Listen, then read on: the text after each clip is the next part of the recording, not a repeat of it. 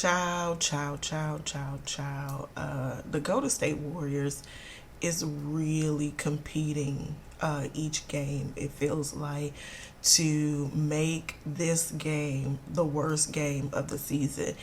And it's like, please stop. Please get off this train. That's not the mentality that we're accustomed to.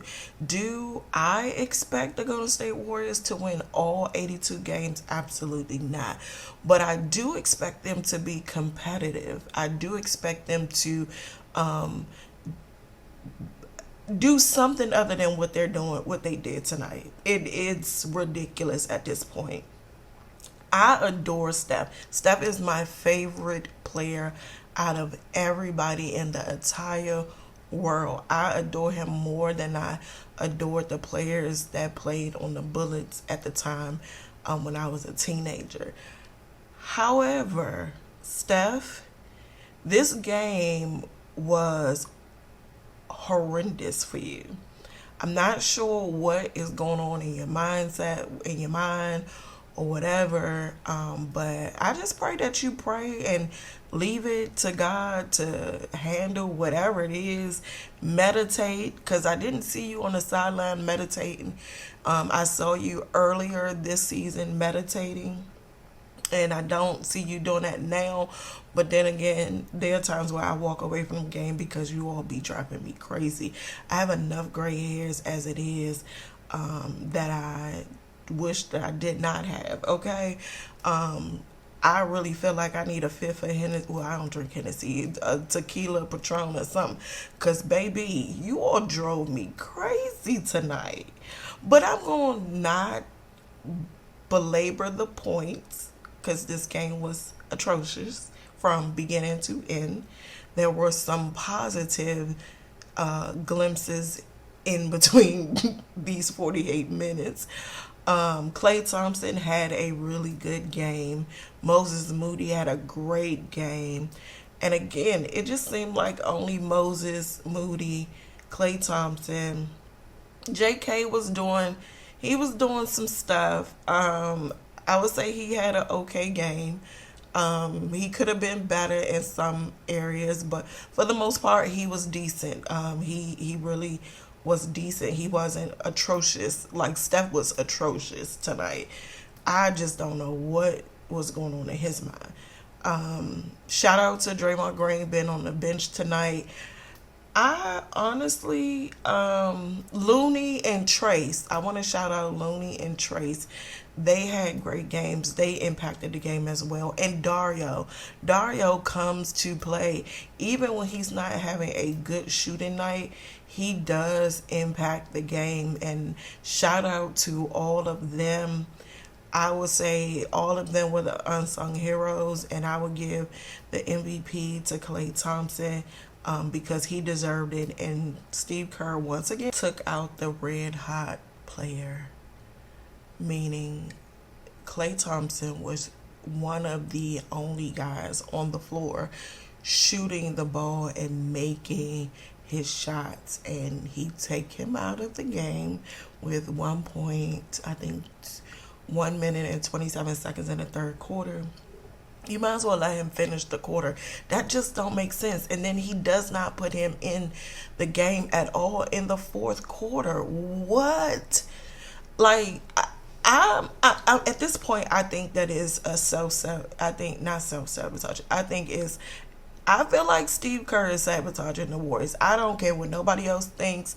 I feel that way, and I know feelings are not facts, but I really feel that way. I feel like he is sabotaging the Warriors. And tonight, I will honestly say I kind of feel like Steph just he didn't help the situation at all. And it's like, come on, what are we doing here? What are we doing here? I didn't like this game. And my question to you all is, who has the Warriors locker room's voice? Like, who in the locker room right now, including the coaching staff, who has the voice of the locker room? Because in all honesty, I do not think Steve Kerr has a solid voice in the locker room. So I'm curious to hear from you all, who has a voice in the locker room of the Golden State Warriors? Who can rally the team together to get them back on a winning streak and figure out what the issue is, get to the bottom of the issue, deal with the issue head on, call a spade, don't spare no feelings, let's get it all out on the table, do exactly what the conflict resolution material book that's out there says. Put everything in the circle and let's deal with it so we can move past this. In all honesty, I really feel like nobody should go to the All-Star game. Everybody should go away on a retreat, a basketball retreat. Every player in the Golden State Warriors needs to be on a basketball retreat. Yes, with a balance of you doing yoga or some type of Pilates, stretching exercises, you doing team building exercises, you doing basketball drills, defensive drills, you doing some type of stuff, because at the end of the day, we gotta turn it around.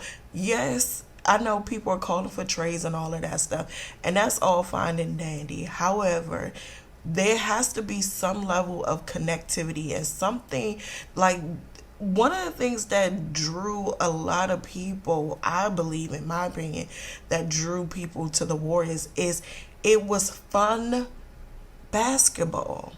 Like, it was joy in basketball. They played basketball and had fun with it. Now it feels like a soap opera. Like, can we please get back to the fun part of basketball? I really hope that we can, because seeing Steph look like he was out of it is just, it's like, what is happening? And again, I hope all is well with him. Not sure. Maybe it ain't nothing wrong with him. Maybe it's just that he's tired, overwhelmed, and or he just need a break.